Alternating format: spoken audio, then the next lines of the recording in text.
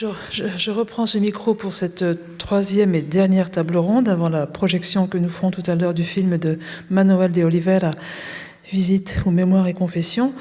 Et là, cette fois, on revient, on a un petit peu évoqué le sujet dans la première. Cette table ronde, par provocation, elle s'appelle Offshore. Et elle revient sur l'exposition elle-même. Elle revient sur l'exposition Les Universalistes. J'ai relu à peu près tout ce qui a pu être écrit ou publié numériquement sur cette exposition. Le nom même de l'universaliste a suscité beaucoup de questions. C'est un questionnement en soi. Et donc, cette table ronde va nous permettre peut-être de répondre aux questions qu'elle a posées. Elle a posé d'abord, le terme même universaliste a été questionné en lui-même. La question d'une identité portugaise qui serait universelle, j'y vais très simplement, cher Nuno. Mais c'est un sujet, il faut creuser encore, il faut creuser. Et là aussi, ce concept d'universaliste, je dis bien, et pas universalisme, pour bien, a été aussi très interrogé dans sa contemporanéité. Qu'en est-il aujourd'hui ? Qu'en est-il aujourd'hui ? L'exposition brasse une période qui est quelque part un âge d'or, enfin qui est le grand mouvement de développement du mouvement moderne, c'est sur cette partie-là de la planète, son expansion naturelle, dont les bateaux portugais, comme d'habitude, assurent le déploiement. Et puis bon, il y a eu la crise de 2008 qui a mis à mal certains systèmes aussi très régulé et très démocratique de circulation de l'architecture qui existait avant. La globalisation, c'est pas l'universalisme, c'est autre chose. Donc, qu'en est-il aujourd'hui ? Donc, c'est ce sujet qu'on va aborder maintenant et qui réunit Nuno Grande, bien sûr, qui réunit André Tavares, que je présente, qui est lui aussi architecte, critique d'architecture et surtout aujourd'hui, cette année, commissaire de la Triennale d'architecture de Lisbonne, dont on va parler, événement, bien sûr, événement international de premier plan.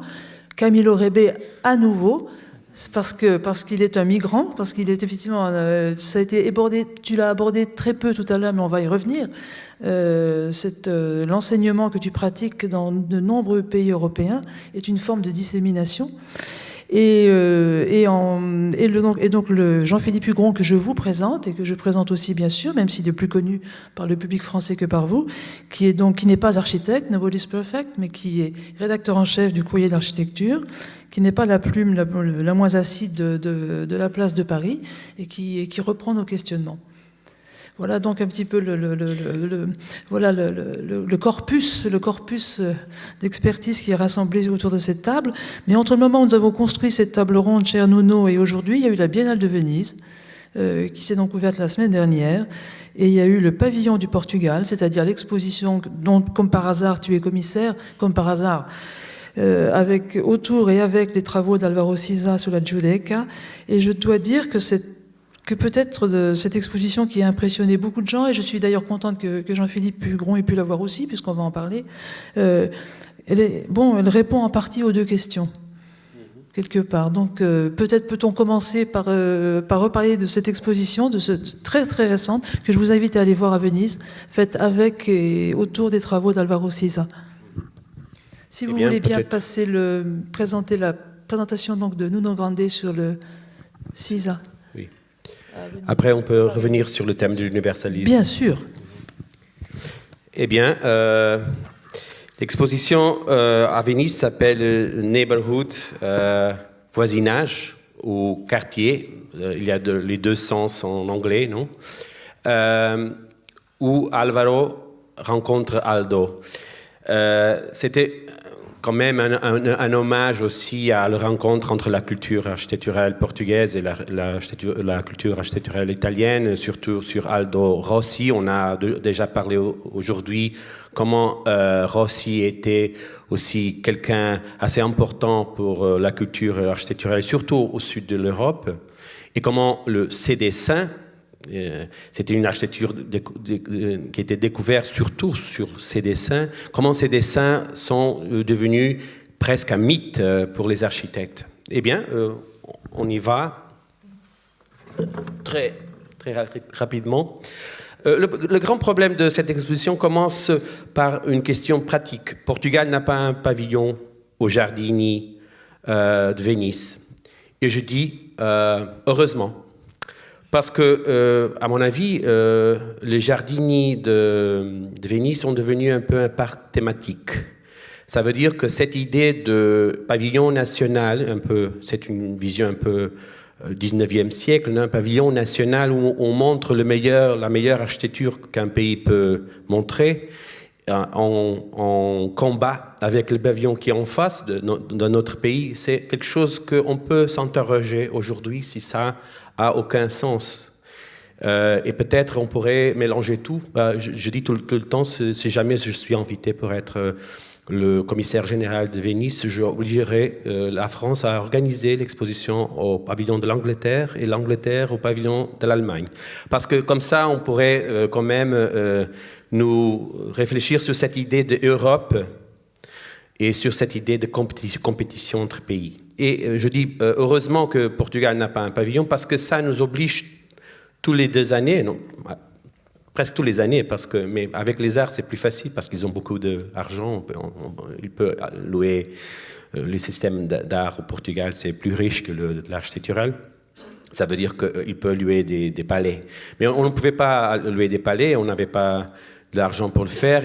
Et comme ça, on a décidé de retrouver un place qui est lié à l'architecture portugaise parce qu'il y a un ouvrage d'Alvaro Siza qui est fait à la Judeca. Oh, c'est là-bas? C'est là. Non, mais pour prendre... Là en arrière, oui. Et après? Ici.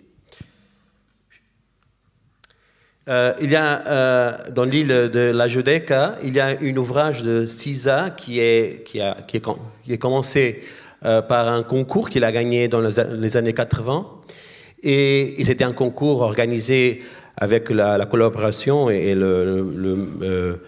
le coordination de Bernard Huet, on doit le dire. Et il y a quelques rapports avec Bernard Huet aussi et sa passion sur l'architecture de Siza.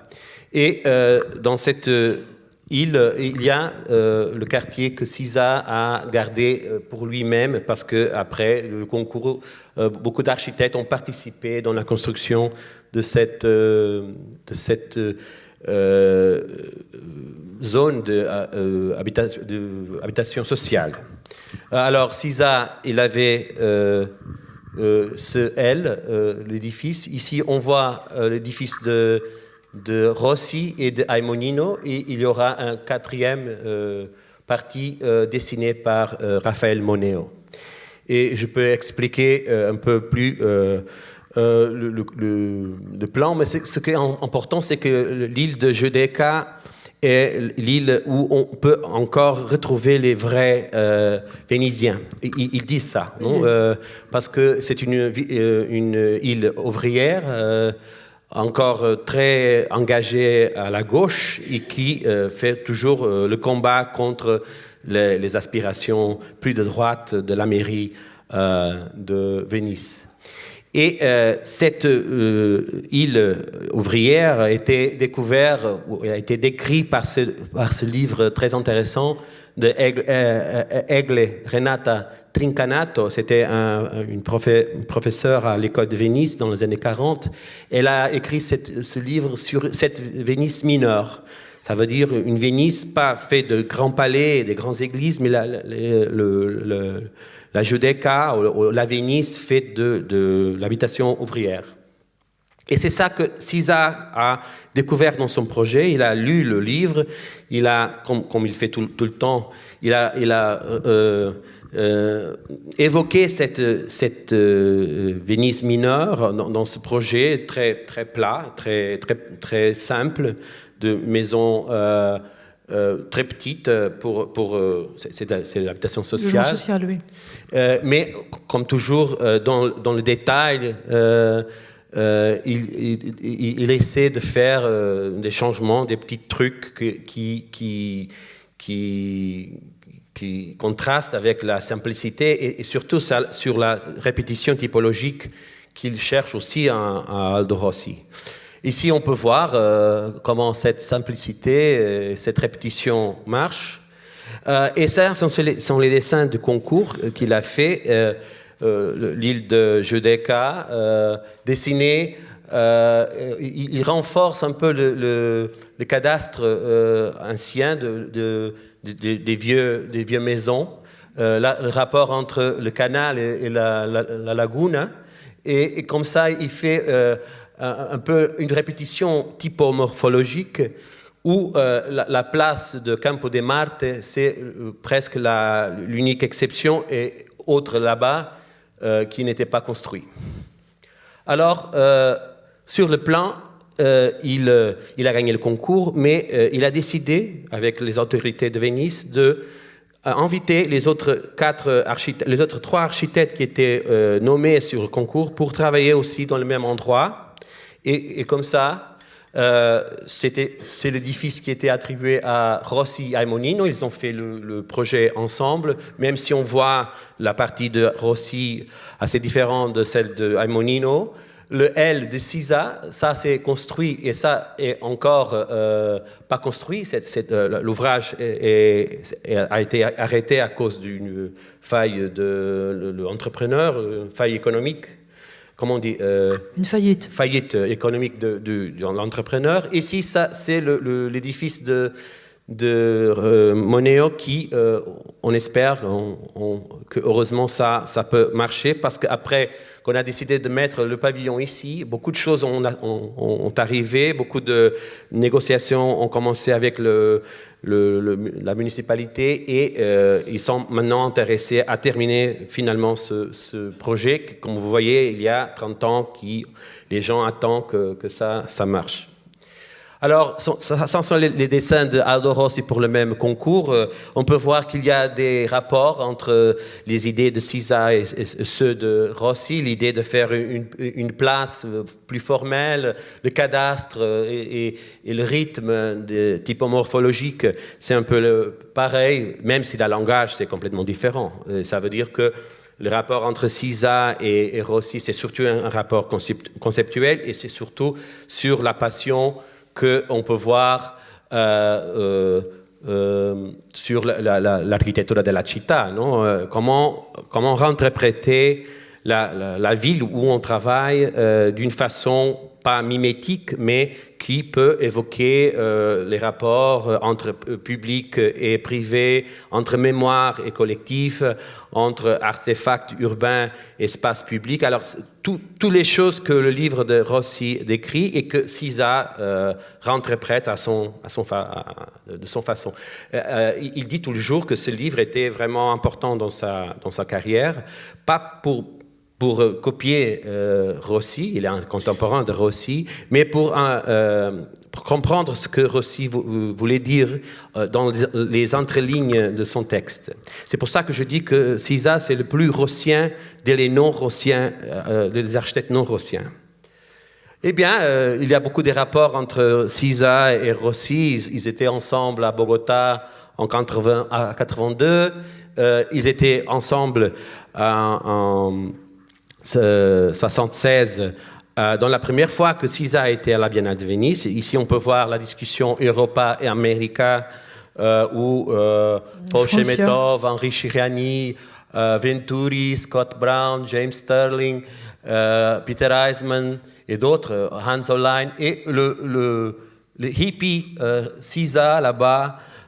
Il venait de toute l'expérience de l'habitation sociale du Sal après la Révolution. Il a eu son rapport dans cette discussion, surtout sur le thème de la participation. Et bien, mais c'est la grande biennale de Rossi, où il a finalement montré son collage, pour moi, la grande collage de la deuxième partie du XXe siècle, et qui nous explique comment la ville contemporaine se peut faire de l'analogie avec d'autres moments de la construction de la ville. Et ça veut dire que même le modernisme, c'était aussi une analogie avec le classicisme, avec le néoclassique, avec la ville romaine. Alors on peut toujours penser comment l'homme répète des systèmes et des typologies et des morphologies pendant le temps sans grande rupture. Quand même, si la modernité était une rupture, on peut rechercher dans la modernité des choses de continuité. Et à mon avis, c'est ça que Cisa a aussi fait avec ces quartiers de logement social après la Révolution. Et c'est drôle parce que ça sont les deux dessins qu'ils ont montrés dans la même exposition. Ils étaient à côté, un de l'autre, et c'est ça qu'on garde aussi des deux architectes, le plaisir du dessin. Eh bien, on avait déjà l'idée de faire le pavillon sur un chantier pas complet. Et qu'est-ce qu'on va montrer sur ce rapport entre Cisa et Rossi, ou Cisa et l'architecture italienne, ou Cisa et la ville historique? Bien, toute l'expérience qu'il a fait de logement social, et comment ça nous montre une façon de voir l'Europe elle-même, non? Dans un moment quand l'Europe est en crise d'identité, et qu'est-ce que c'est cette vision de Cisa, aussi faite de voyage et de voisinage? Et c'est ça qu'on a décidé de faire. On a parti, moi et Roberto Cremascol et l'autre commissaire ou curateur de ce pavillon, on a parti avec Cisa à visiter les quatre quartiers de logement social, un à Porto, ça c'est pas un grand voyage, on est jusqu'à côté. Ce sont des images d'un quartier qui était aussi pas complet jusqu'à les années 90. Ça veut dire que dans la vie de Cisa, il y a beaucoup de cette expérience d'incomplétude, comme on dit? Incomplétude, Incomplétude. Oui.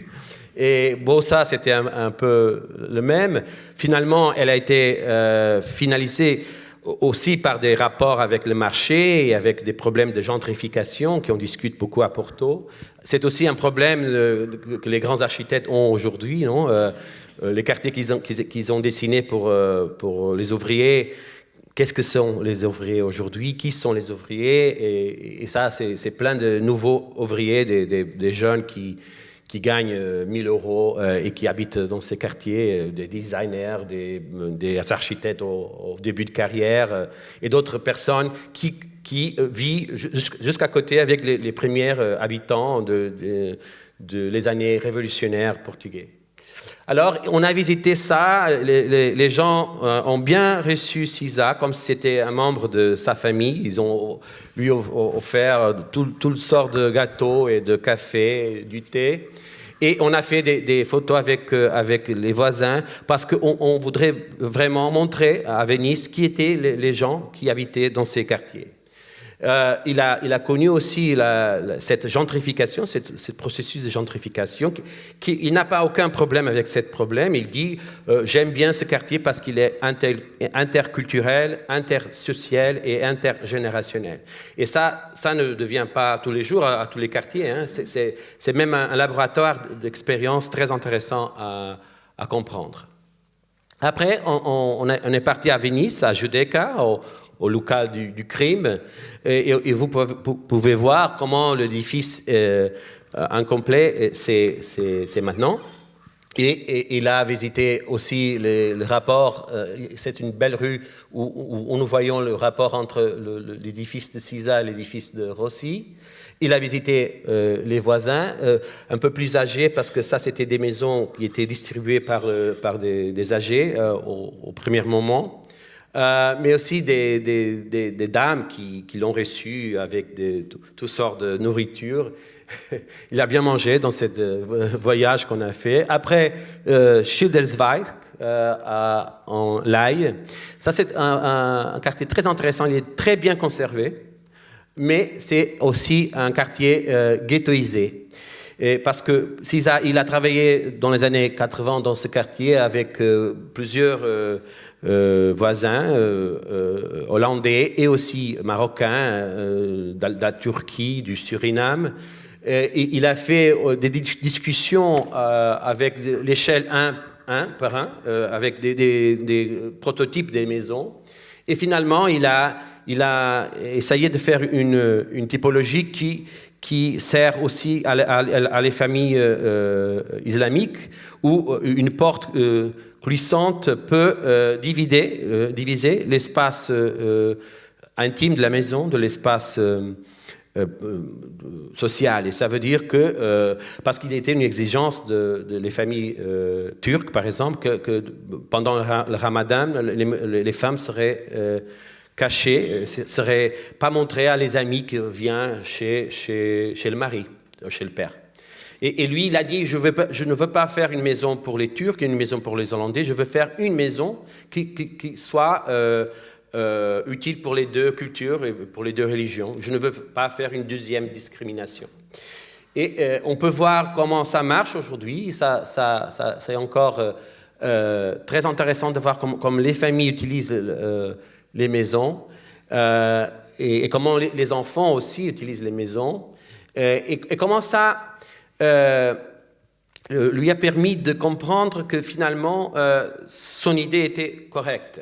Même, comme je vous ai dit, que ce quartier à ce moment est très ghettoisé parce que, à cause des politiques de droite, surtout à la mairie de Hague, de La Haye, et l'ingénierie sociale qui a été faite, ce quartier est maintenant presque tout habité par des familles islamiques. Les Hollandais sont partis. Et il est très utilisé aussi comme une excuse, un alibi pour dire, voyez comment les islamiques se cachent dans ce quartier.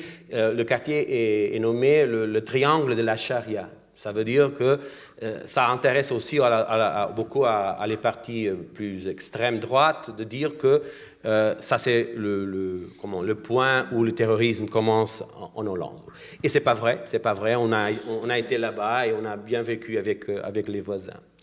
Et ça veut dire que ce voyage a aussi permis de voir comment l'Europe se transforme surtout au nord du continent. Après Berlin, c'est un projet assez connu. Sisa, il a fait beaucoup d'études sur la ville, sur le modernisme allemand. Il y a quelque chose de Scharum ou de Taut ou de comment s'appelle l'expressionniste Mendelssohn. Merci, monsieur critique. Mendelssohn en cet édifice, mais il est surtout connu par le graffiti Bonjour Tristesse qui était mis par des premiers squatters de ce quartier, parce qu'il a beaucoup travaillé dans un quartier, à ce moment, à Kreuzberg, était un quartier de périphérie, si on pense ce qui était le Berlin occidental avec le mur. Et à ce moment, ça n'existe plus, le mur, et ça est devenu aussi un quartier gentrifié.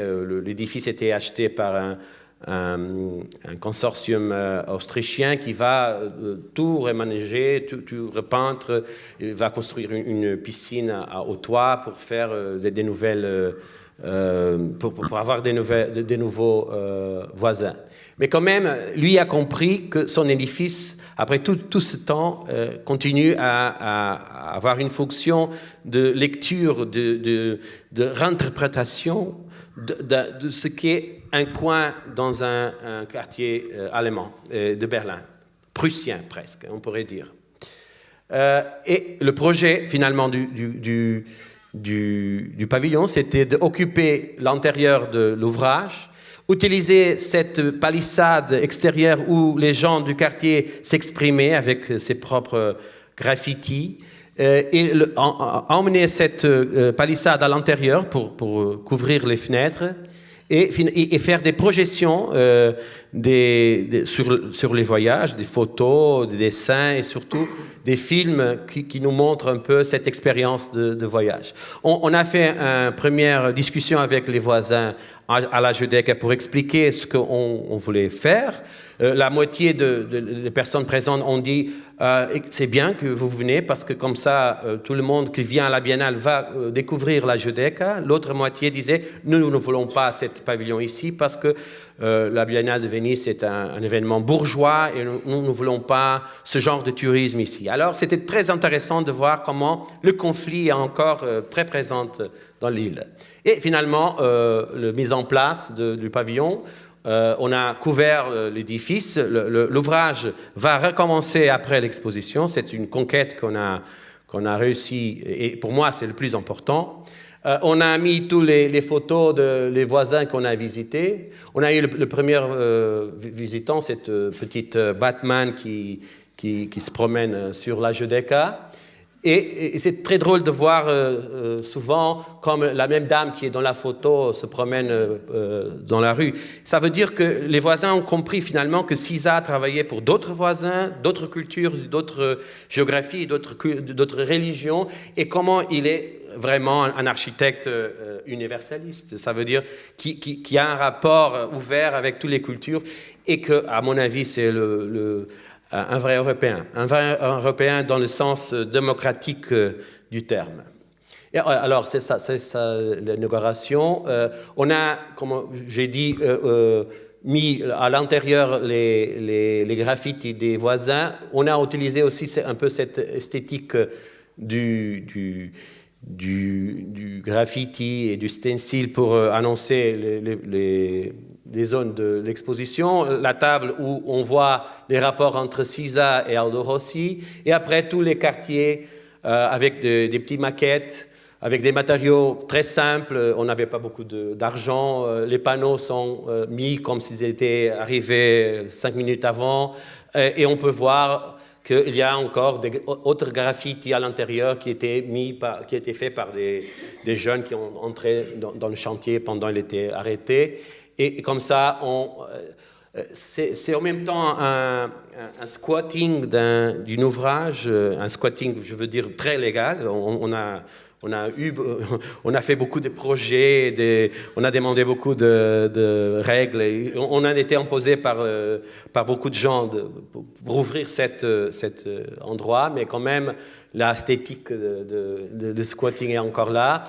Et on se demande dans les textes qu'est-ce qui se passe dans ce quartier où Cisa a projeté ses édifices il y a longtemps. Et après les films, pour moi, c'est le plus important, c'est de voir comment il a réagi et comment les gens ont réagi à cette visite de l'architecte qu'il connaissait. Il y avait des gens qui le connaissaient, d'autres qui ne connaissaient pas. Et c'est très drôle de voir les réactions et comment il explique à les gens pourquoi tous les problèmes que l'édifice ont arrive et pourquoi lui a dessiné comme ça et pas comme ça. Et je me demande toujours s'il y a beaucoup d'architectes Pritzker qui pourraient revenir sur les ouvrages et expliquer aux gens tous ces défauts, non? C'est vrai qu'il n'y a pas beaucoup de Pritzker avec le logement social. Cisa, c'est peut-être une exception. Eh bien, et là-bas, les gens regardent Cisa qui nous dit que le silence on a trop besoin de silence de temps en temps.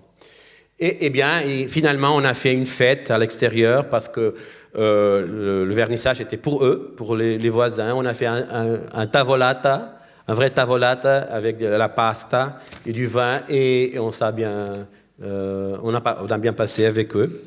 Et c'est ça. Si vous voulez voir toute cette histoire, elle est dans cet Instagram. On a aussi cet rapport avec les nouvelles technologies, Where Alvaro Meets Aldo, où vous pouvez voir comment Alvaro s'est rencontré avec beaucoup d'Aldo dans tous les quartiers de l'Europe. Merci.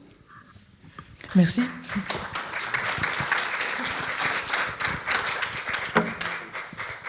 Avant de donner la parole à nos amis portugais qui vont reprendre autour de Nuno et avec Nuno cet échange sur l'universalisme et après offshore aujourd'hui, que devient cet héritage? Est-ce que je peux demander donc à Jean-Philippe Hugron, à la lumière donc d'ailleurs de ce qui vient d'être montré, comment par l'exposition il a reçu le message, la proposition de Nuno Grande, et comment il a perçu donc ces 50 ans d'architecture, l'histoire racontée de ces 50 ans d'architecture portugaise? Oui, ici. Oui. J'ai pas vu l'exposition de Venise, même si j'étais à la Biennale. Je suis passé malheureusement à côté. Bah, tu l'as vu, ça y est, là. Tu vas y retourner, oui. Alors, déjà, l'avantage de ce titre, c'est qu'il a un point d'interrogation par rapport à tous les autres. Et donc, il pose une question, et j'avais envie d'y répondre à ma façon, et de poser aussi d'autres questions. C'est certes de l'universalisme à l'exportation, mais peut-être aussi de l'exportation au nationalisme. Alors, je vais faire deux petites digressions d'abord. Une première, qui n'a rien à voir avec le sujet. J'ai un papa, une maman, qui sont 68 arts, qui n'avaient pas le pavé dans la main. Vous comprenez, hein, chers mais amis, qui m'ont toujours dit « ça va péter ». J'étais tout petit, j'avais aussi mes camarades d'école qui avaient des parents, eux aussi, 68 arts, et qui ils se disaient entre adultes « ça va péter ». Et à chaque fois qu'il y avait une manifestation, ça va péter. Et aujourd'hui encore, ces mêmes adultes qui vivent encore, observent les actualités et disent toujours « ça va péter » avec l'espoir qu'il y ait une explosion qui engendre une révolution. Or, à mon sens, s'il y a des architectures lentes, il y a aussi des révolutions lentes qui ne nécessitent pas d'explosion. J'en veux pour preuve, deuxième digression, là c'est un petit peu le café du commerce, malheureusement, c'est ma vision de citoyen sur la vie politique en France.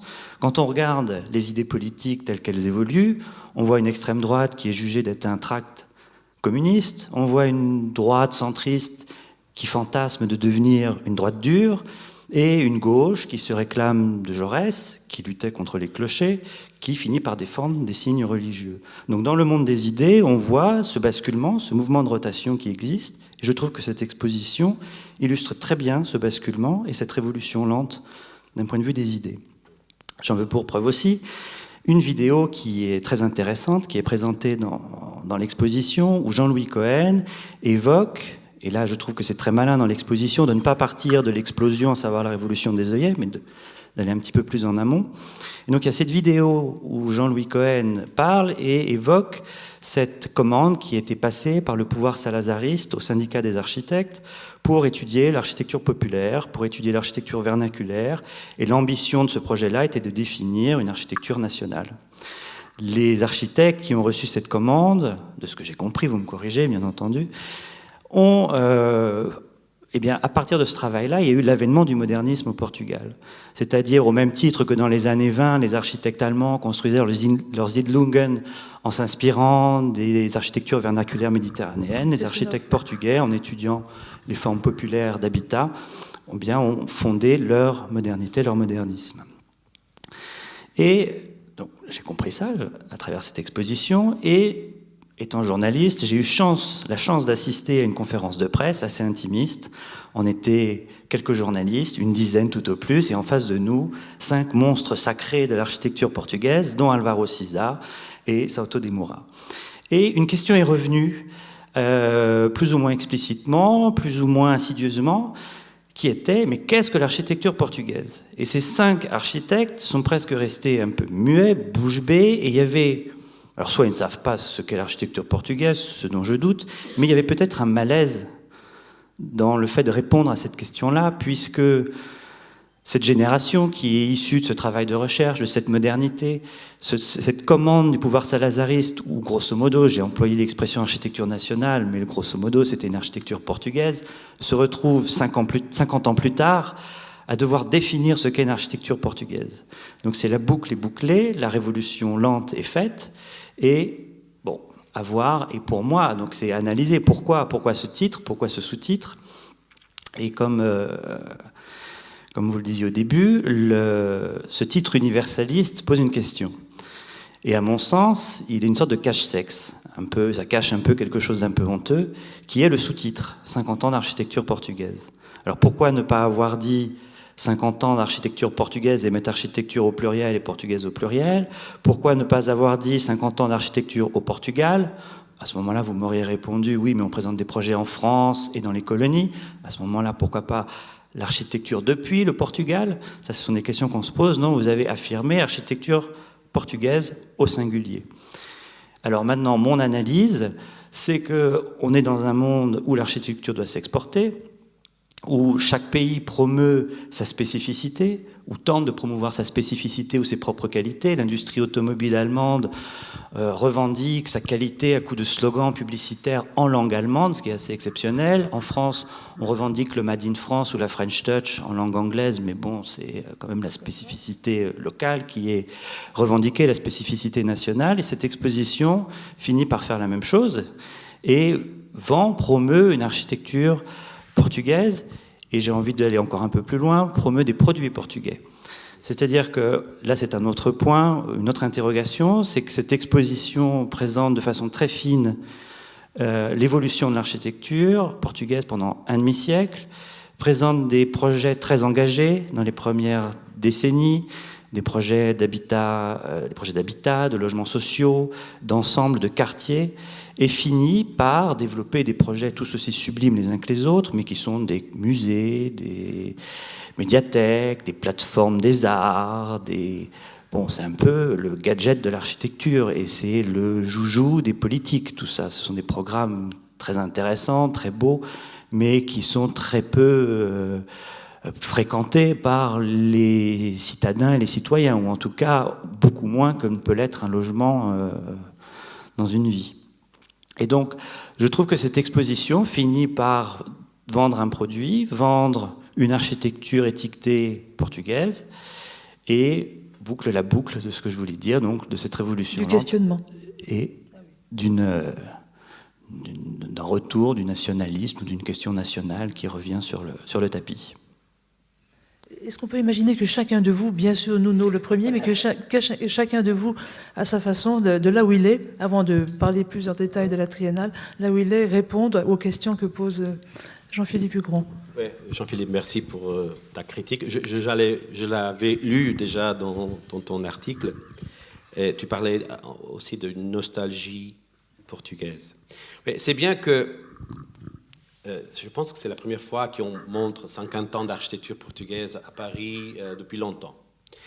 Et les titres ont son valeur aussi médiatique, non? On a trop discuté, je me rappelle, le premier titre que j'ai proposé à Miguel, c'est une phrase d'un poète portugais, et il disait non, mais peut-être ça ne passe pas dans les journaux, blablabla. On a trop discuté, et finalement, on a décidé comme l'exposition parlait sur l'universalisme, il parle sur l'universalisme, de mettre les universalistes. Ça, c'est au pluriel. L'autre n'est pas au pluriel parce que j'accepte, c'est une façon de vendre, une façon de faire architecture. C'est ce que je dis toujours, c'est pas une exposition sur l'architecture portugaise, c'est sur la manière portugaise de faire architecture. Mais dans un sous-titre, ça va pas, non? Une exposition sur la manière portugaise de faire l'architecture, ça ne va pas. Et c'est pour ça qu'on a décidé de mettre architecture portugaise. Peut-être le pluriel, ça pourrait être une bonne solution, mais c'est vrai, peut-être ma faute. Je n'ai pas donné compte que ça pourrait être une vision vue comme nationaliste. C'est vrai que je parlais du Jardini il y a avant. C'est vrai que quand on part d'un pavillon national, d'une architecture nationale, on a toujours on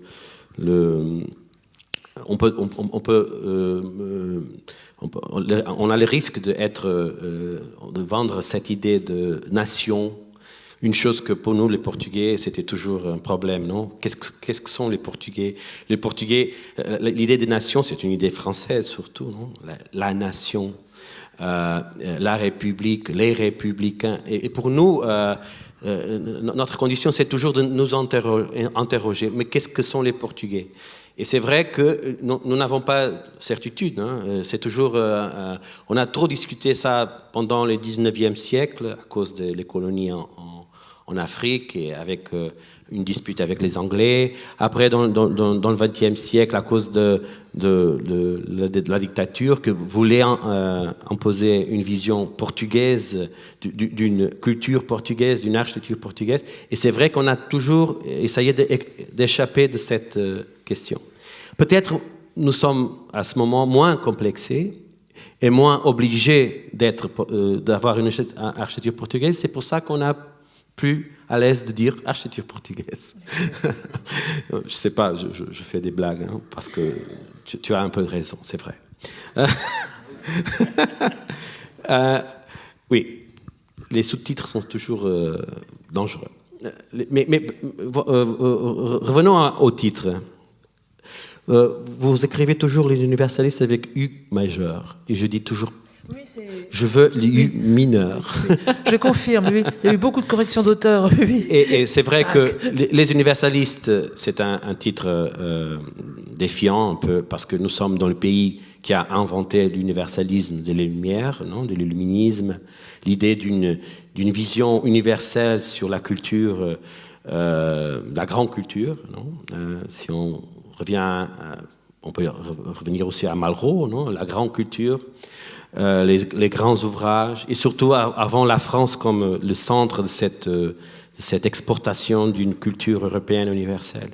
Et c'est pour ça que j'ai imaginé que si je porte une autre façon d'être universel, pas avec U majeur, ça c'est vous, les Français, U majeur. Nous sommes les universalistes U mineur, ça veut dire un universalisme qui est fait de bas en haut et pas de haut en bas, et qui ne veut pas s'imposer à personne. Même pendant le colonialisme, je peux le dire, c'est pas à moi de dire, plusieurs de personnes ont écrit déjà sur ça, et Eduardo Lorenzo surtout. On a eu un empire assez faible, non? Nous étions très peu pour coloniser tant de pays et tant de régions. On s'est mesclé beaucoup avec les autochtones. C'est vrai qu'on a eu des rapports de violence, d'imposition. Je n'efface pas le rôle colonialiste portugais, mais c'est vrai que la colonisation portugaise a pris quelque chose de cet universalisme, au moins du rapport avec l'autre qu'on était obligé de faire. Parce que c'était la méthode que je parlais sur CISA, la méthode du mélange, de la interprétation, de l'évocation, d'être moi et l'autre, d'être d'ici et d'ailleurs. C'est toujours cette question que nous posons à nous-mêmes, et c'est ça qui ne donne pas de certitude sur cette chose d'être portugais. Être portugais, comme disait Fernando Pessoa, c'est n'être pas portugais. Je voudrais juste poser une toute petite question, parce que là on est dans le cadre Portugal-France. Pourquoi avoir éludé la question du Brésil? Pourquoi le Brésil ne fait jamais partie de l'exposition? On sait quand même qu'il y a une jeune génération avec la crise qui est partie rejoindre des agences au Brésil, qui est partie travailler au Brésil. Il y a aussi une certaine façon décomplexée d'aborder les questions du modernisme au Brésil et de la modernité. Autant que le Portugal est décomplexé par rapport au modernisme, alors qu'en France, ces mots-là, moderniste, néo-moderne, c'est banni du vocabulaire des architectes, grosso modo. Alors qu'au Brésil et au Portugal, ce sont deux pays assez uniques au monde qui se revendiquent modernes, modernistes, et qui n'ont pas honte d'utiliser ces mots-là. Et je voulais savoir pourquoi le Brésil avait été écarté complètement, sauf si je suis passé à côté, mais de cette exposition. Sans répondre par nous, et en prenant le... Il vient de me dire qu'il y a l'ambassade du Portugal au Brésil et là-bas un projet de Chorão Ramalho. Mais en effet, la plus grande destination d'émigration portugaise dans les 3 dernières années, et c'est la plus grande vague d'émigration depuis le 18e, je crois, c'est vers Londres, c'est vers Paris, c'est vers la Suisse, c'est vers la Norvège. Et après tous ces pays, finalement, c'est le Brésil. Et c'est-à-dire, le Brésil est effectivement une autre histoire. Et les rapports entre le Portugal et le Brésil, il les a eus, surtout au début du XXe siècle. Mais les histoires se sont complètement décrochées, le niveau des problèmes se sont complètement écartés. Alors je dirais, j'ai beaucoup de critiques, et nous sait que je suis très critique par rapport à l'exposition, que je n'ai même pas encore vue. Ça arrive souvent avec les critiques. Mais dans ce cas-là, je crois que c'est assez précis cet écartement vers le Brésil, que c'est une des premières colonies à se rendre indépendante. Par rapport, l'histoire, c'est un roi du Portugal qui s'en va au Brésil et il fait la libération du Brésil là-bas. Bon, et après, il rentre au Portugal. Ce sont des histoires très amusantes, mais ce n'est pas le moment. Mais c'est vrai, il y a un problème de nationalisme, et c'est justement ça que je voulais répondre, disons, et la présentation. Dans le cadre de cette table ronde, j'ai été invité à cause de la triennale d'architecture qu'on est en train d'organiser à Lisbonne. Et j'essayais de la présenter, mais je n'arrivais pas à le faire dans le cadre de ce débat dont j'ai déjà trouvé très très vivant cet échange qui a eu lieu auparavant. Alors peut-être j'essayais de présenter une image. Oui, est-ce qu'on peut mettre en place la présentation donc de la Triennale de Lisbonne? Je vais m'excuser parce que... Merci. Alors j'ai appelé ça Sailing, mais vous voyez là, c'est là. Je m'avais trompé, alors les idées répondent au titre de la table antérieure, mais je crois que c'est pas très grave. Et l'image que je voulais vous ramener, c'est celle ici de Jean-Paul Sartre qui arrive au Portugal en visite en 1975. C'est aussi dans l'exposition. Et j'ai écrit parce qu'il y avait des choses un peu compliquées à mettre ensemble et à la fois d'improviser. J'ai écrit que je n'arrive pas à effacer cette image pour aujourd'hui. Et je crois que c'est aussi cette incapacité qui m'empêche un peu de faire une présentation tout claire de la Triennale et après, si jamais on aura le temps.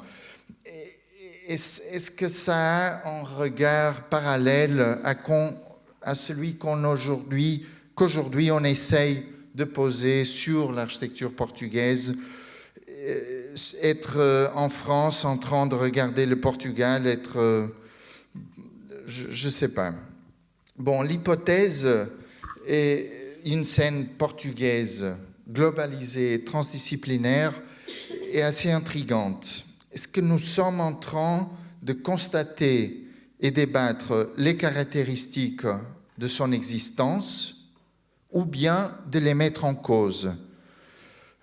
Si la scène devient globalisée, elle perd sa nature portugaise. Le même pour le transdisciplinaire. Et peut-être je voulais souligner cette partie-là. À la force de devenir si trans, l'architecture est en train de perdre sa discipline. Le fait de discuter la circonstance portugaise à Paris et d'éviter la discussion d'une circonstance européenne signale d'abord qu'on est encore loin d'une vision pacifique d'intégration européenne. Pourrait-on parler au Portugal d'une scène française globalisée et transdisciplinaire? Est-ce que cela aurait aucun sens, serait utile? L'hypothèse avancée par Nuno Grande, celle des universalistes, n'est pas nouvelle. On l'entend au Portugal dès la fin des années 80, au moment où les célébrations du 5e centenaire des découvertes ont eu lieu. En architecture, cette célébration, disons de la perte de l'Empire, a coïncidé avec l'incendie du Chiado et la redécouverte portugaise d'Álvaro Siza. Il faut dire qu'entre 1975 et 1989, Siza était un architecte maudit au Portugal. À cette époque, à Paris, Jean Nouvel avait bien avancé dans le débat de la globalisation et de la transdisciplinarité. Et il a construit pour soi-même un lieu singulier dans le cadre de la production architecturale. On a déjà parlé, suite à son succès, les jeunes ont voulu rejoindre le train, la French Touch. Elle a été plusieurs fois citée aujourd'hui. Proposant un regard à la fois optimiste, mais aussi nostalgique, pas sur la France, mais sur l'Hollande et sur le Dutch Success des années 90. Les Hollandais ont su se vendre et leur politique de promotion du design a réussi à placer leurs spécialistes partout dans le monde, même à Porto, où Colas a bâti la Maison de la Musique. Au même moment, la French Touch, à ce moment-là, il y a 10 ans, Nuno Grande et Jorge Figueira ont organisé à São Paulo une exposition Europe, architecture portugaise en émission. On était en 2007. Il s'agissait de repérer par l'architecture un phénomène précis et, je cite, accompagner la formation de la conscience, je souligne, formation de la conscience de l'être portugais contemporain. Il y avait en effet un élan nationaliste. L'exposition était une réaction à la représentation portugaise à Venise, qui avait eu lieu l'année précédente, 2006, organisée par Pedro Gadanho, qui malheureusement n'est pas entre nous aujourd'hui, Metaflux, où, à l'envers de la formation de la conscience, il s'agissait de repérer justement une scène portugaise globalisée et transdisciplinaire. Et dès ce temps-là, une rupture s'est opérée. Et je crains qu'au Portugal, ces plaies ont resté ouvertes.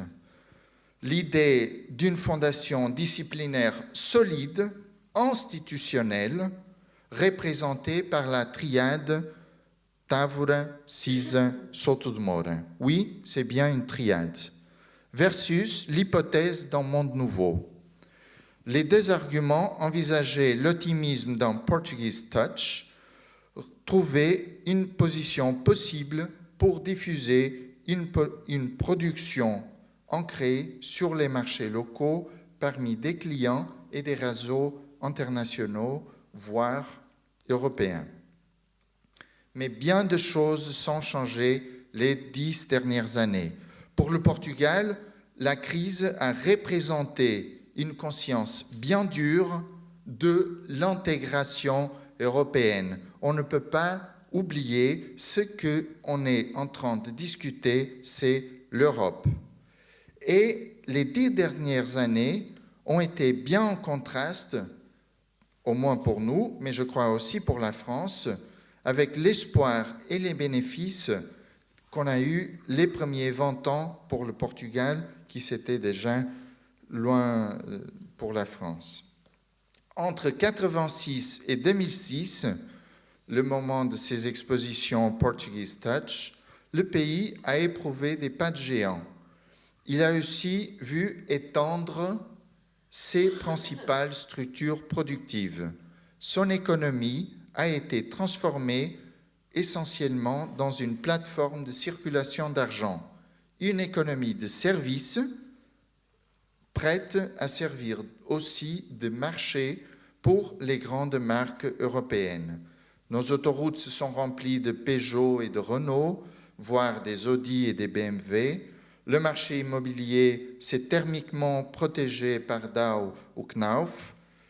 Les chiottes ont devenu Sanitana, les aluminiums Tecnal et, bien sûr, les verres Saint-Gobain.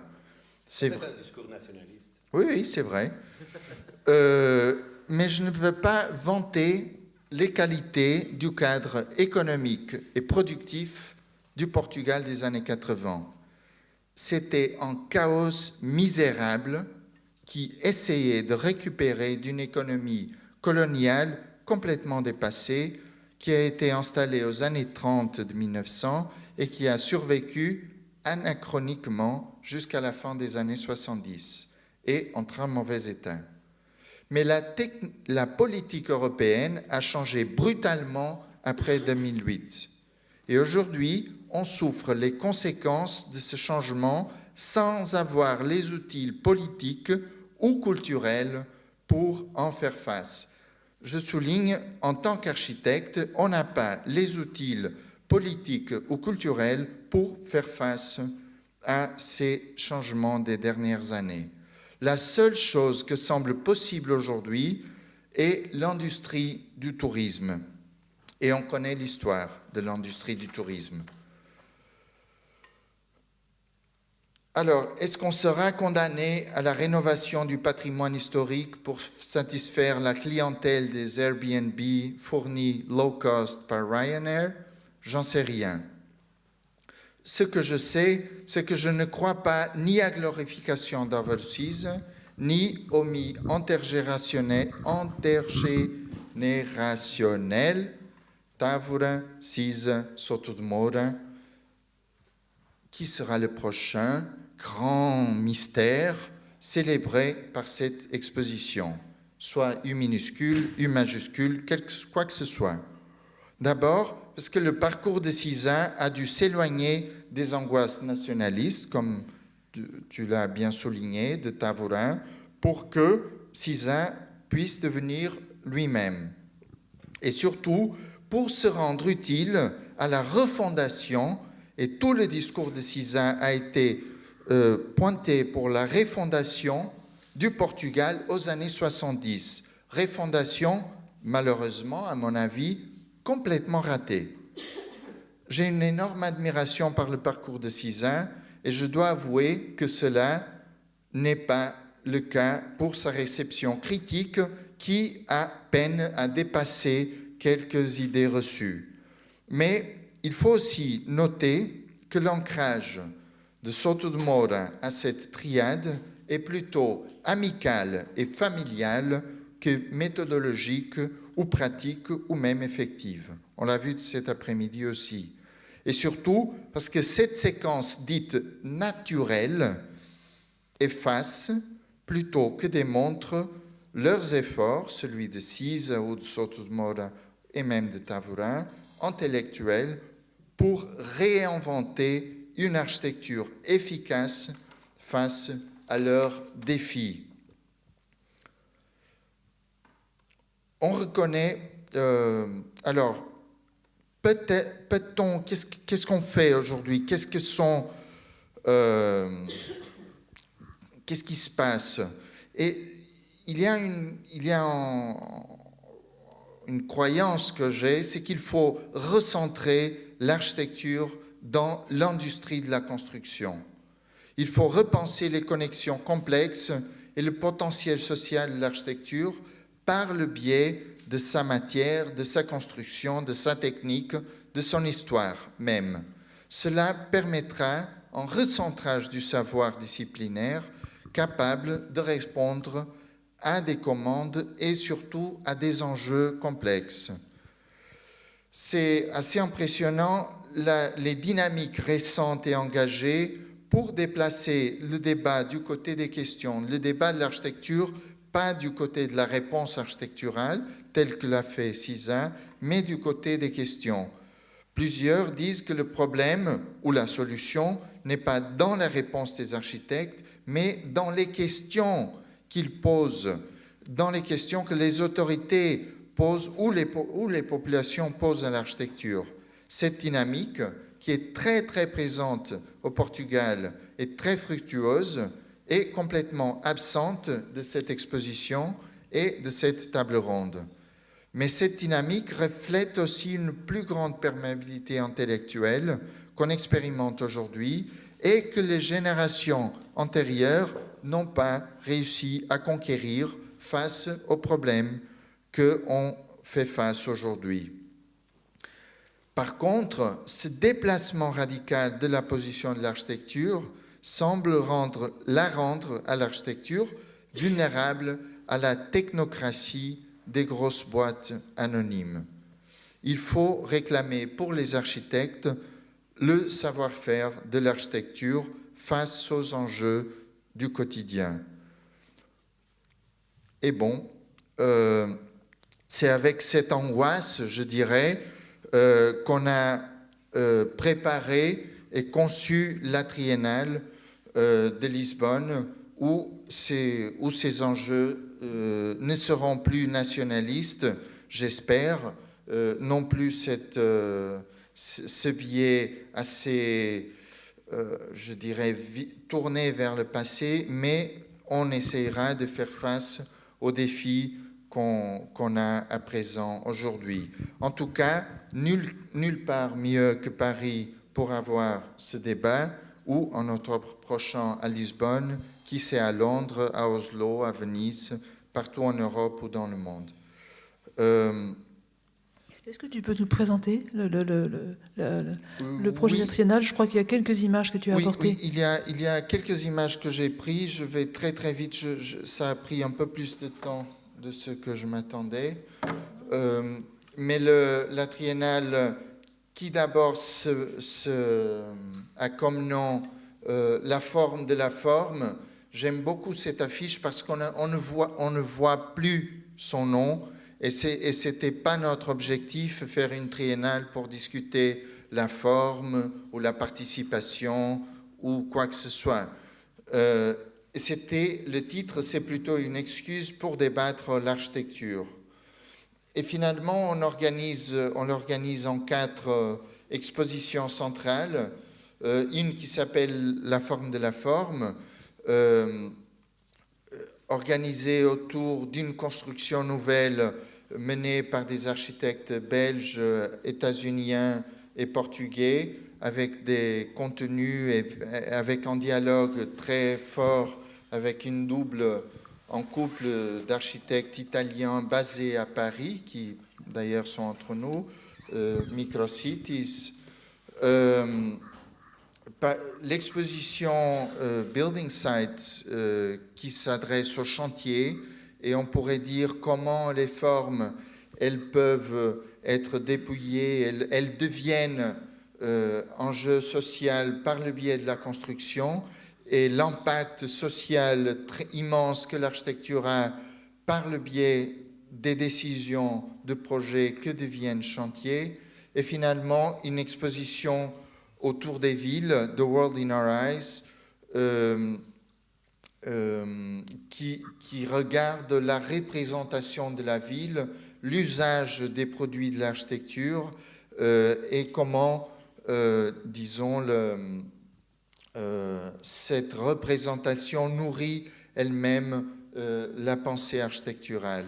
Et finalement, une autre exposition qui découle d'un concours entre les universités portugaises qui adresse le problème de la logistique et des zones seaside, côtières. Parlant rapide, je n'ai pas fait mention, et étant à la Cité, il faut le dire, que dans l'exposition Building Site, il y aura une section dédiée à François Henbick, et disons avec des documents qui seront à Lisbonne grâce au partenariat et à la générosité de la Cité. Après ces expositions, il y a un ensemble de projets satellites, soit en tant qu'exposition, soit en tant que workshop ou des installations, avec des artistes français basés à Berlin comme Cyprien Gaillard, avec des architectes portugais basés à Londres comme Godofredo Pereira pour l'exposition Objet-Projet, avec des architectes français basés à Londres comme Manon Mollard ou des Parisiens chiliens, Philippe Ferrari et Plan Commun, avec des... Bon, vous voyez, ça va un peu partout et ça commence à se démultiplier dans les projets associés à la triennale qui vont dès la production de revues, dès l'organisation de fêtes pour se rendre à la maison à 6 heures du matin, jusqu'à des expositions plus précises ou à des débats plutôt sophistiqués autour de la historiographie de George Kubler, un États-Unien qui a produit un discours très important autour de l'architecture portugaise.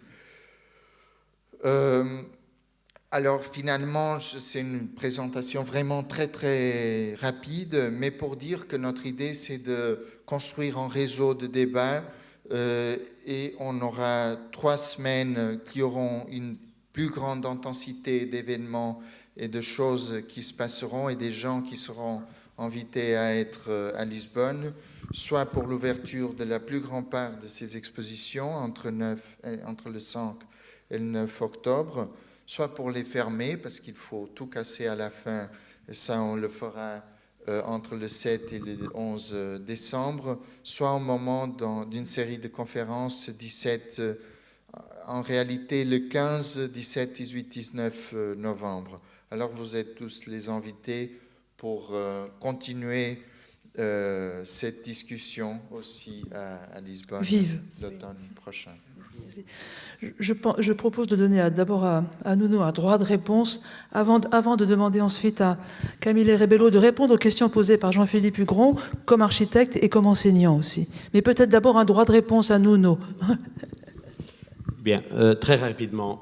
Je pense qu'on fait une confusion ici entre la recherche identitaire ou la questionnement identitaire et nationalisme. Je pense qu'on peut se demander qui sommes-nous sans vraiment avoir un discours nationaliste. Je pense que c'est aussi très facile de dire que quand on nomme quelque chose portugaise ou française ou anglaise ou de Lisbonne, ça devient une vision parochiale du lieu. Je pense que la recherche de l'identité qu'on a fait en 2007, c'est une chose vraiment naturelle dans un moment où nous sommes dans un autre pays comme le Brésil ou à Paris et nous nous interrogeons qui sommes-nous dans un autre endroit. C'est naturel, ça. Et je pense que c'est aussi ce que notre ami français ou brésilien veut que nous démontrons. Et une autre chose que je veux te dire, tu n'as pas vu l'exposition. Cette exposition, ce n'est pas sur les lignages Tavora, Cisa, Soto de Mora, João Mendes Ribeiro, par exemple, qui a gagné le FAD hier. Alors, ce n'est pas seulement Soto de Mora qui a la force dans la nouvelle génération. Il y a plusieurs, et je pense que l'exposition nous montre qu'il y a d'autres sorties de cette lignage que je comprends que c'est peut-être un peu gênant si on parle souvent sur cette lignage, mais c'est le lignage qui existe, c'est le lignage qui explique beaucoup de choses depuis les derniers 50 ans. Et finalement... Qui efface, qui explique et qui efface. Non, je pense que tu es très pessimiste, André.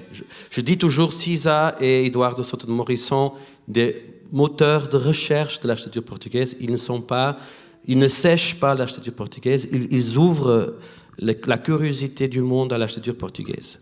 Et ce que j'ai essayé de faire avec l'exposition de Venise, par exemple, c'est pas la glorification de Cisa, parce qu'il n'a pas besoin de ça, c'est la humanisation de Cisa. C'est de le mettre au milieu des gens et montrer qu'il a aussi des défauts comme tout le monde, hein, et qu'il fait des ouvrages qui ne sortent pas, qui ne fonctionnent pas, qui ont des problèmes comme tous les architectes. Alors ça veut dire que si j'ai des idées faites, je ne sais pas qu'est-ce que tu as, parce que tu veux remplir une vision culturaliste de l'architecture portugaise pour une vision technocrate sur la construction que tu vas montrer à Lisbonne en octobre, de revenir à l'office de l'architecte qui sait construire. Mais qu'est-ce que fait Cisa et Soto de Moura depuis? Il veut construire, c'est ça qu'il veut faire. Il veut construire bien. Et pas donner des leçons à les architectes, c'est de faire son métier. Tu aurais deux bons architectes à montrer là-bas, Cisa et Soto de Moura. Je sais que tu ne veux pas, mais quand même, c'est bien de réfléchir sur ça. Et finalement, on a demandé à Soto de Moura d'installer un urinal. Très bien. Mais c'est ça le côté artistique. Et finalement, je ne sais pas si revenir à l'industrie et le rapport entre l'industrie et l'architecture. Quand tu fais la condamnation des produits anglais, allemands, français qui sont présents au Portugal, je ne sais pas où ça donne, où ça va. Et si on demandait son avis à Camilo? C'est pas une condamnation, c'est une constatation. Oui, mais... Et finalement, c'est une constatation que les données du jeu ont beaucoup changé, que l'État n'a plus la présence qu'il a eue, que l'Europe n'est plus celle qu'elle était, que les enjeux aujourd'hui sont différents, qu'il faut poser la question d'une autre façon. Je ne suis pas sûr si celle de la triennale sera la meilleure. J'espère qu'elle sera mieux. Mais bon. Camilo, oui. Un vent frais. Oui, donc, revenons à la question que posait Jean-Philippe, finalement, oui. Laquelle? Ah. Laquelle? Non, mais sans vouloir préjuger ce qui est intéressant dans la figure qu'incarne Camilo. Il y a 2-3 choses que je peux dire, je ne sais pas. Non, moi, il y avait une autre question, c'était sur la transmission entre générations. Tu avais l'air de la discuter entre Tavora, Soto de Moura et Cisa, enfin Il faut mettre dans le bon ordre. Oui, on les rangera. Pas grave, le numéro complémentaire, on verra plus tard. Et les générations actuelles, qui sont-elles? Que sont-elles? Qu'est-ce qu'elles ont appris? On a toujours parlé de l'école de Porto. Qu'est-ce qui se passe à Lisbonne? Non, s'il vous plaît, génération actuelle. Alors, non mais Je suis 44. C'est la jeune architecture. ah non, moi non plus. Mais je sais ce que c'est qu'un moment dans la transmission. Dans la transmission. C'est tout. Ils sont tous en train de travailler dans des bureaux à Londres et à Oslo. Comme oui. César avant et Sotomayor avant, on travaillait dans le bureau d'autres. C'est la vie, mon ami. Ça va. Bon, je ne sais pas que dire. Non, je sais que dire. Bon, pour moi, il y a une chose importante de dire que, comme une génération plus jeune, je suis européenne, je suis portugais, je suis de Porto. Et ça dit des choses beaucoup différentes, mais c'est ça. Et aussi parce que je suis éduqué dans le collège allemand, l'école allemande à Porto. Ça veut dire qu'avec 4 ans, j'ai pris deux langues, l'allemand et le portugais. Bon. Depuis, il y a une autre chose importante, c'est dire, par exemple, de cette maison qu'on travaille. Et je donne toujours les exemples de travail parce que ça, c'est ma façon d'être. Et on a un client qui c'est français, et avec un sculpteur portugais, et avec un architecte portugais, avec un chef du Liechtenstein, avec un musicien cubain et avec probablement un photographe hollandais. Et on travaille ensemble. Et ça, c'est le normal. Et ça, c'est la chose que j'aime plus.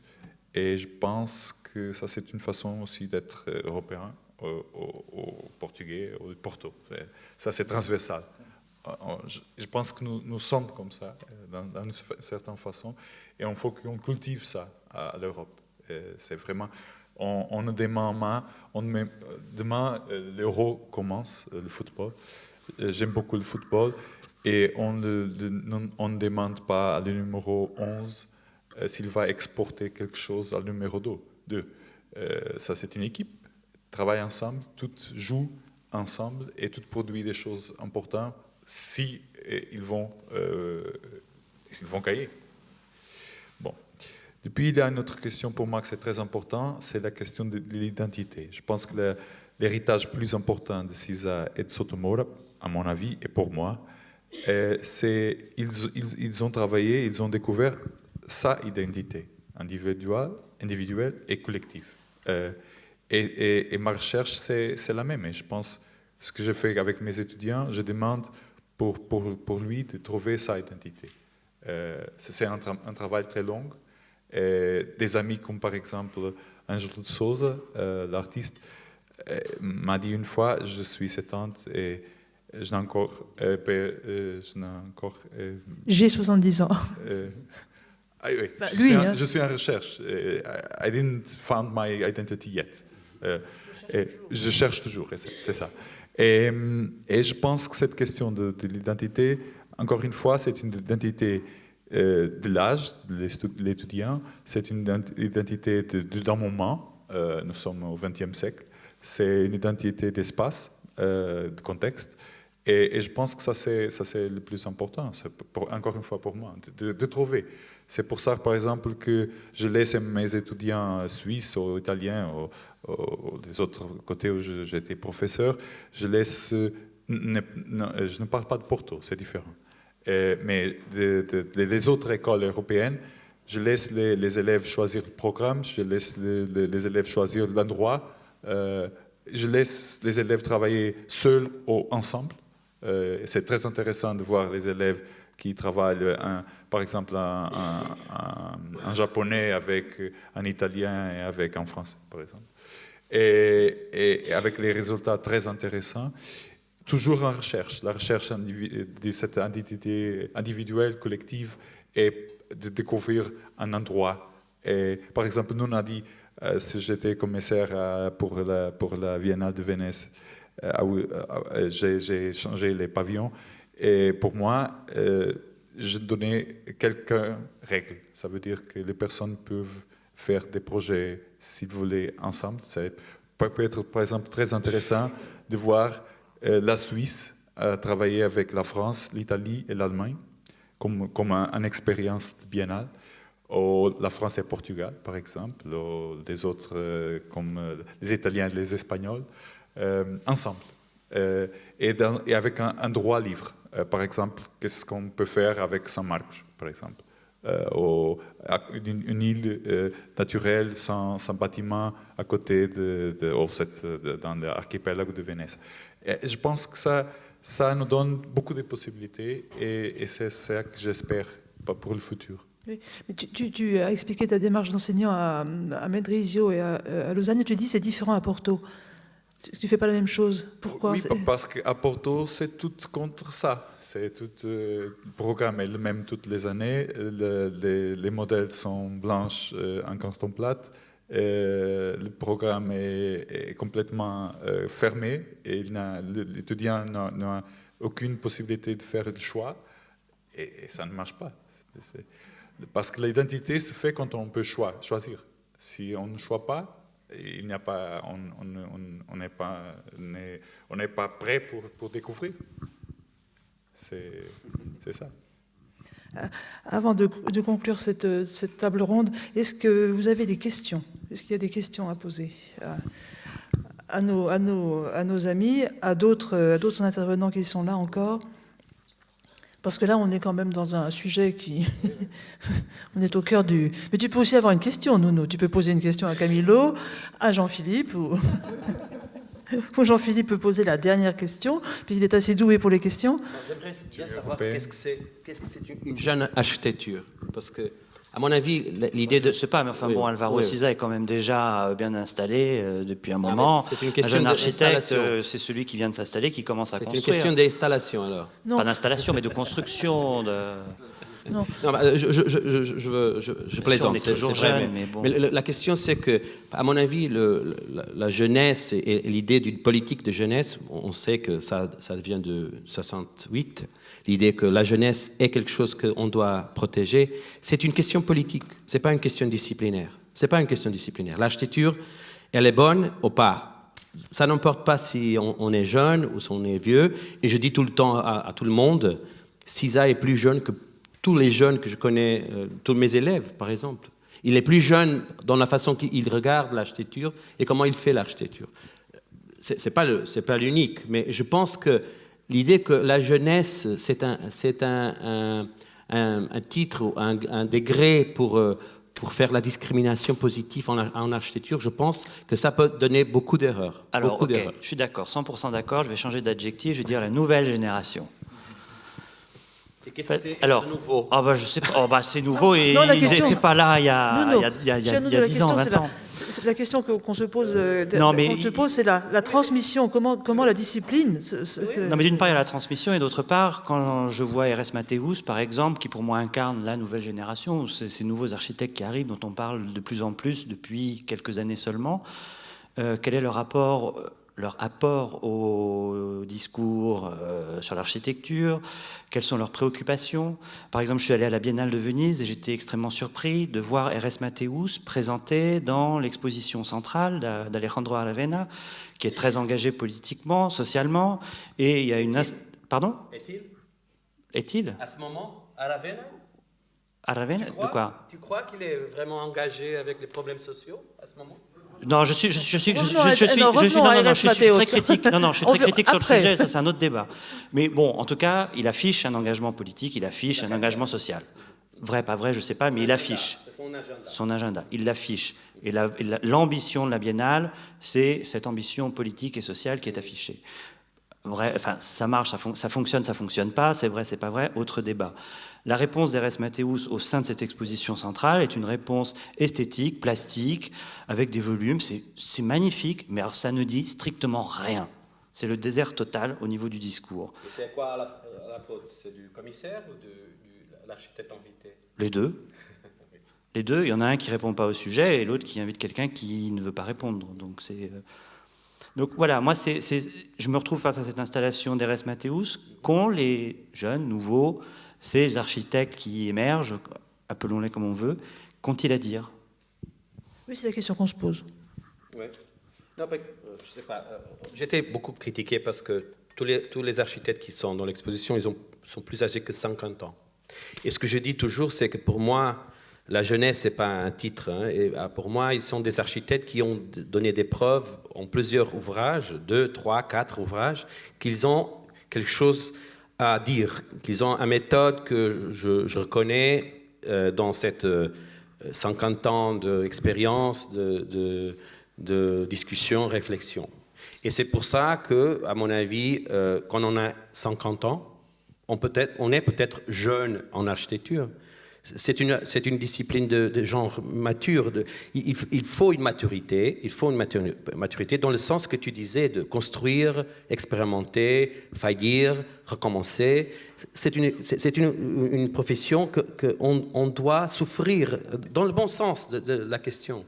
Et je ne sais pas si cette esthétisation de la jeunesse, cette discrimination positive de la jeunesse, cette idée qu'un premier ouvrage fait quelqu'un une étoile de l'architecture, à mon avis, c'est un discours politiquement correct, mais je ne sais pas si ça donne des conséquences à l'histoire de l'architecture. Oui, d'accord. Mais dès qu'on est ici en train de discuter les représentations nationales, des expositions, et la dynamique culturelle que des institutions comme la Cité elle-même produisent, ce qui est très évident, et je te l'avais dit déjà, je suis très critique par rapport à la représentation portugaise à Venise cette année, c'est que ce sont des occasions pour donner des opportunités.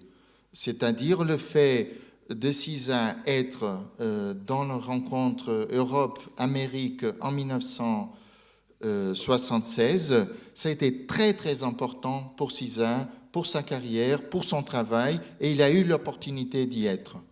Et ce qu'on trouve au Portugal très souvent, et dans le cadre de représentation et dans le cadre des expositions, c'est qu'il y a un blocage continu promu par les institutions qui n'offre pas des possibilités d'expérimentation, d'échec aussi, à des jeunes générations, à des gens qui terminent ces études et ont des nouvelles idées, des nouvelles approches pour adresser le monde. Et ce que Didier disait au début de cet après-midi, c'est bien vrai. On entre dans le discours portugais venu de Paris, et on a la porte, on se fait claquer la porte. Il faut un artiste comme Paulo Mendes pour encore reconnaître l'intérêt et pour en faire une commande. Voici un budget, montre-moi ce que tu es capable. Et cela, on ne fait pas à des jeunes générations. Et les institutions portugaises ont beaucoup mené à cette situation. Et là, CISA et Souto de Moura, bien sûr, ils sont dans une position très fragile parce qu'ils sont les célébrés constamment. Ce qui les est utile, ce qui les permet de faire son architecture, mais à un moment donné, on en a marre, quoi. Même eux, je crois. Eh bien, seulement pour dire que ce que je voudrais aller à Venise, c'est pour raconter une histoire qui n'était pas connue. Oui. Alors, c'est vrai, je pourrais faire la politique de la jeunesse à Venise. C'est pas à moi de le faire. J'étais le commissaire. Petit, j'ai un voisin. Excusez-moi. J'ai un voisin à Porto. Il est maquettiste. Il fait des modèles. Je crois que c'est la 3e fois qu'il fait la même copie des mêmes modèles que vous avez présentés. Oui, parce que les institutions ne prêtent pas des maquettes pour être dans un chantier. C'est pour ça. On a eu que construire des nouveaux. Seulement pour ça. Mais ce que je veux dire, c'est que c'est vrai, si on aurait une politique de discrimination positive des architectes émergents au Portugal, je serais d'accord avec toi, mais ce n'est pas à moi, quand je n'ai pas un budget, je n'ai pas un pavillon, de rencontrer cette politique et de faire cette politique dans un journal, comme il y a 2 ans. Non. Non. À mon avis, un journal, ce n'est pas une proposition pour une mais biennale. Le journal et cette présentation, du moins, a mené à des commandes que la mairie de Matosinhos a fait à un architecte qui a 35 ans et qui va bâtir quelques maisons quelque part à Matosinhos. C'était le moment pour une commande de la mairie de Lisbonne à un groupe d'architectes de Lisbonne pour faire un survey dans quelques... D'accord, je sais que c'est pas à toi qu'on va commander ça. Mais Nous devons, je pense que nous avons compris que la question est ouverte et pas seulement pour nous. La question est bien posée aussi au Portugal, effectivement, de la. Pardon, mais ça se passe aussi en France. Oh, bien sûr, dans d'autres termes, dans d'autres modalités. Le rôle de l'État n'est pas le même, bien sûr. Mille choses sont différentes. Écoutez, je vous remercie beaucoup.